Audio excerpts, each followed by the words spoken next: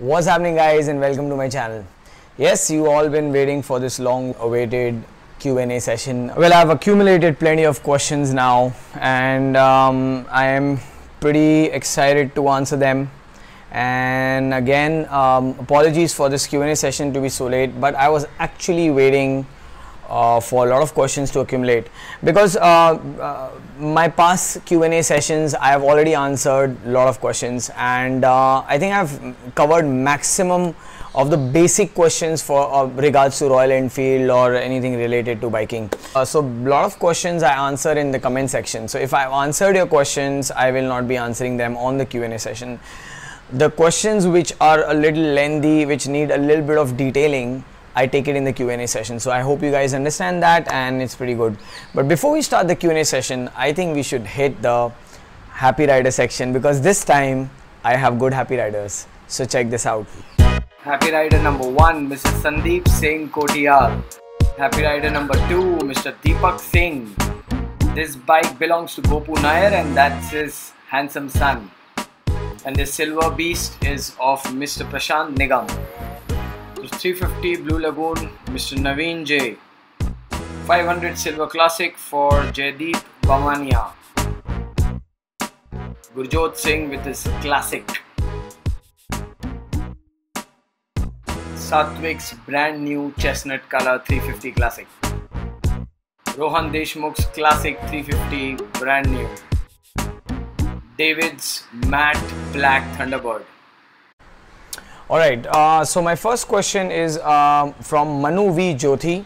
He says he had asked me a question before, he did not get the answer. I'm sorry, I missed out that question, but it's popped up now, so I'll just check it out. Well, the question says that he has a GT.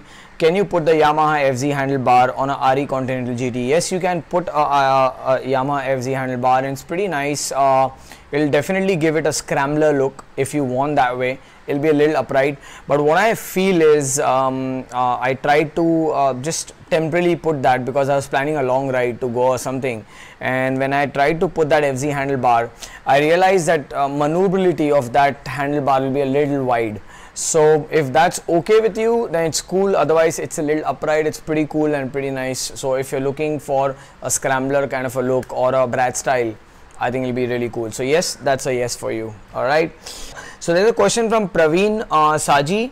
The next question is from Praveen Saji. He says that he has a friend who has a custom exhaust for R15 and for the R15 version 2, and it backfires. He loves to hear that backfire. Does it affect the engine or any disadvantages? Well, it does not affect the engine and has any disadvantage, because it's automatically backfiring. The reason is, whenever you release your accelerator, and if you're at a very high speed at a higher RPM, and if you break the engine, automatically that backfire happens if it's a pass-through pipe, alright, or it's a pass-through exhaust, so that backfiring will happen. Yes, but if you intentionally keep doing that, alright, there will be a lot of carbon created inside your combustion chamber, or basically near the exhaust area, and we don't want that.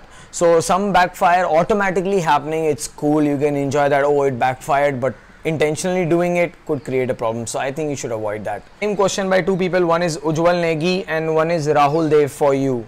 Alright, both have asked me, sir, can I install Classic 350 tires in Electra 350? Yes, you can do that, definitely. If you can afford it, if you can spend the extra bucks, you can definitely do that. I have a question from Jamal Qureshi and a lot of subscribers regarding which bike to choose from. Again, it's a question of 350 and 500. Please, I have done a video where I've differentiated between a 350 and 500 and with the rider's perspective. All right, so making sure that what kind of a rider you are, and which criteria fit purchasing the motorcycle. So please see that video, and if you're still not clear, send me an email. It's better that I can brief you well. All right, the next question is from Antan Banerjee. He says, hey Raj, what's up? And he has following questions for Continental GT and or TB500. I am biased towards Continental GT due to sheer quality and raw power of the bike, Good observation, my dear friend. I will have pillion on maximum occasions. So he's looking for pillion riding. If you're looking for pillion riding, check my custom seat for the GT. It's dope, and I've used it today for the ride as well, and my pillion did not complain. If you customize the seat well with all the right designs, I think it'll do well. So check. That's the answer to your comfort level. The next question is, does Continental GT come with tubeless tires? Yes, it does come with tubeless tires. And he says Pirelli SD are tubeless, right? I had them as tubeless for my ZMR. Yes, they are tubeless. You questioned me and you answered it, but I think you're reconfirming, so I reconfirm, yes, they are. If not tubeless, can it be fitted tubeless tire without changing the rim? I just mentioned it's tubeless, so you don't have to worry. I want to stick to aluminum rim because that look great. Yes, the aluminum rim of Continental GT is the biggest attraction because that aluminum rim will never junk.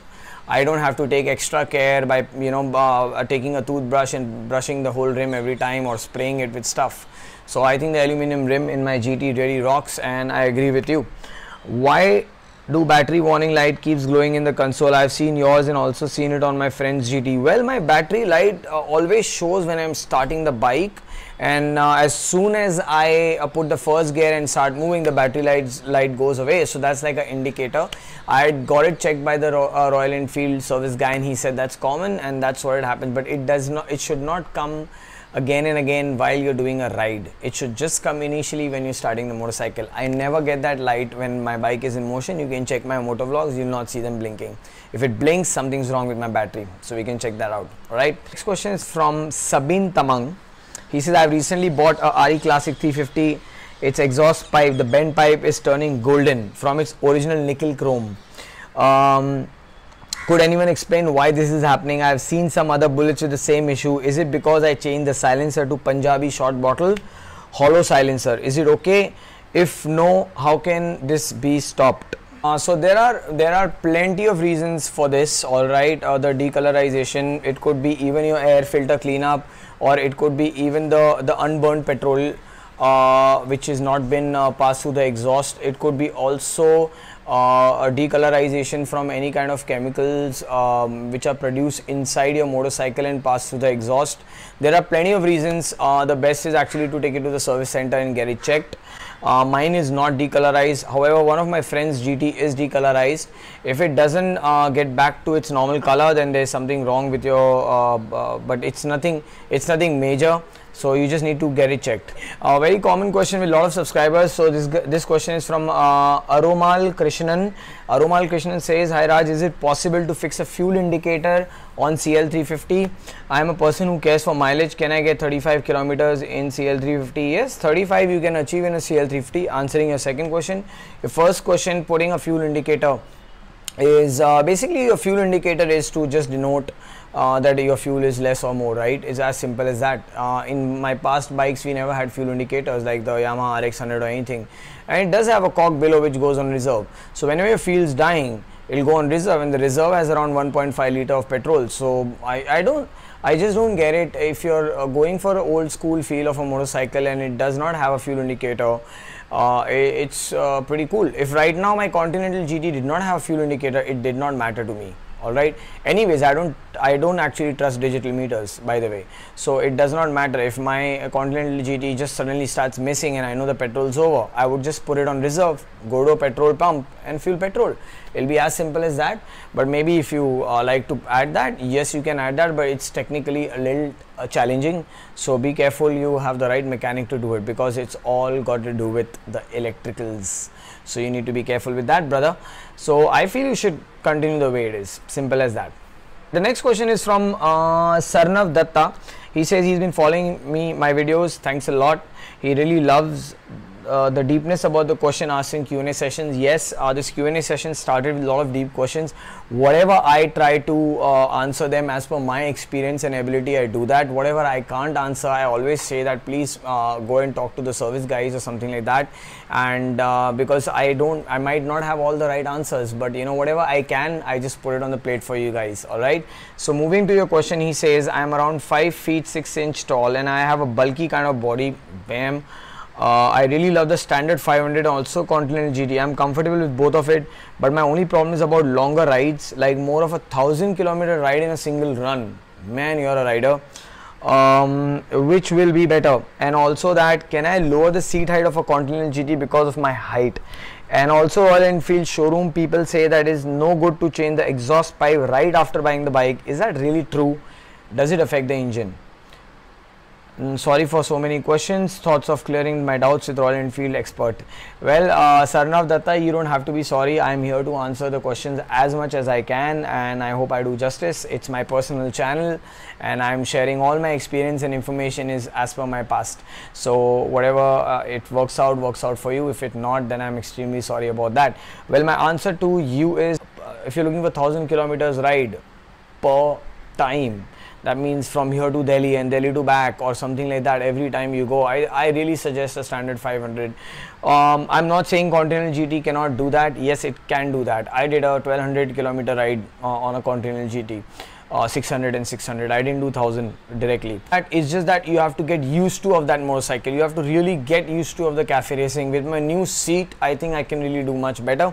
But because you're 5 feet 6 inches in height, you can really go for standard 500. It's a beautiful bike. Just sure, in 1000 kilometers you need to clean your carburetor anywhere, because when we refuel the standard 500 on the highway, every petrol pump has a little bit of mixture. Yeah, I'll be very honest with you. You're not putting unleaded fuel any which ways, right? You're putting standard fuel, and putting that in your motorcycle, every petrol pump might have some debris. If that gets collected in your carburetor, you will have a missing sound and you might have issues. So after clearing 1000 kilometers, I feel you should really service the bike. Even if your service is not due, you should get your carburetor clean. So I suggest a 500 standard for you pretty much. Yes, you can reduce the height of that and it'll be comfortable for you. Well, this is my answer for you, so I hope I did justice. Alright, so moving on to the next question.